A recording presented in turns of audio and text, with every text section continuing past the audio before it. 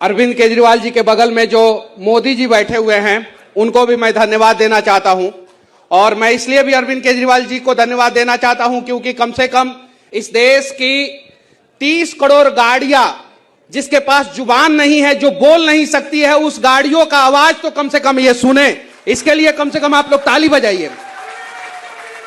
और इस देश में पक्ष और विपक्ष की राजनीति सिर्फ और सिर्फ चुनाव के समय होना चाहिए। चुनाव के बाद पक्ष और विपक्ष की राजनीति नहीं होना चाहिए। सिर्फ और सिर्फ जनता के हित की बात होनी चाहिए।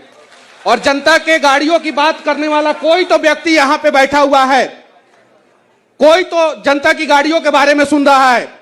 मैंने अपनी गाड़ी फरवरी महीना में लिया था। इनोवा का हाई क्रॉस गाड़ी है, हाइब्रिड गाड़ी है।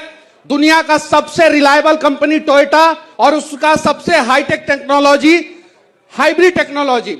मैंने गाड़ी लिया, मैं गाड़ी एजेंसी में ले जाके दिया। 10,000 किलोमीटर चलाने के बाद 2,000 किलोमीटर और चलाया। 10,000 किलोमीटर वाला सर्विसिंग कराने के बाद 12,000 किलोमीटर पे गाड़ी पिकअप लेना बंद कर दिया।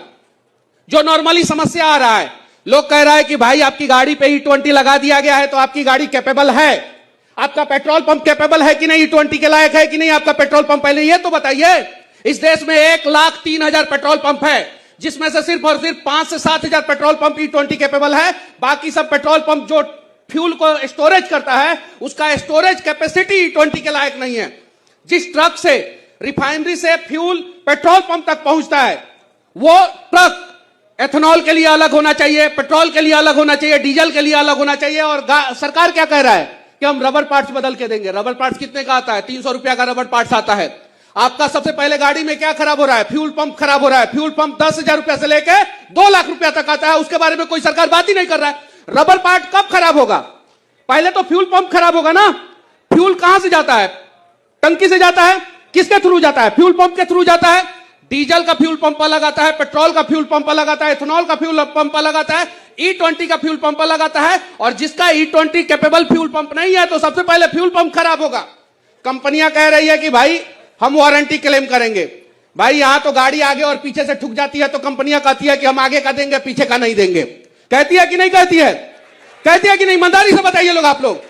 जब गाड़ी 2 साइड से ठुक जाता है तो कहता है कि एक गेट देंगे, दूसरा गेट नहीं देंगे। और देखिए कमाल की बात यह है कि मेरी गाड़ी 12,000 किलोमीटर पे खराब हुई और सर्विस सेंटर ने 7,960 रुपया का बिल बनाया। कितना? 60,960 रुपया। देखिए कितना बड़ा स्कैम है। इस चीज को समझिए आप लोग। सरकार को पैसा चाहिए, पैसा कौन देगा? जनता देगा। आप लोग बैठे हुए ना पैसा देने के लिए, वोट भी दीजिएगा, पैसा भी दीजिएगा। कैसे? 7,900 रुपया किसके खाते में गया? सर्विस सेंटर के खाते में। उसके बाद से मेरा बिहार सरकार कहा कि 9% तुम दो, स्टेट जीएसटी दो, होता है ना स्टेट जीएसटी, तो 9% मैं बिहार सरकार को दिया स्टेट जीएसटी। 716 रुपया मैं बिहार गवर्नमेंट को दे दिया। फिर केंद्र सरकार में मोदी जी कहे कि भारत माता की जय बोलते हो, देश के विकास के लिए 9% तुम दो। एक तो मेरी गाड़ी खराब हुई, 12,000 किलोमीटर चलाने के बाद गाड़ी खराब हो गई। उसके बाद से मैं सर्विस सेंटर को दिया 7,900 रुपया। स्टेट गवर्नमेंट बोला कि 9% तुम दो, सेंट्रल गवर्नमेंट बोला 9% तुम दो। आम आदमी को गन्ना का रस बना के रख दिया है सब। जब मन किया तब पेर दे रहा है सब।